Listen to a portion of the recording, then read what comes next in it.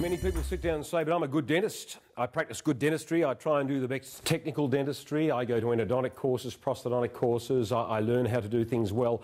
I will never have a claim because I do good technical dentistry. The nature of claims is changing. Often the technical aspect is good. It's the other aspects that are causing problems. And this is why people get so disconcerted when a claim comes up. But I'm a good dentist. How can I have a claim against me?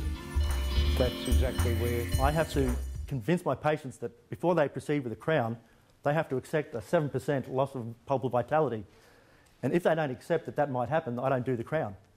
Because what happens is, as in the top, you can see the thickening of the periodontal ligament. That tooth is losing vitality. It's a perfect crown. Now that patient has to go off and see an endodontist. Also, if you do a lot of cosmetic or aesthetic dentistry, I think a lot of people go to a cosmetic dentist who advertise and they think they're going to come out looking like this. So they're the two main problems that I see in my practice, unrealistic expectations of dentures and aesthetic dentistry.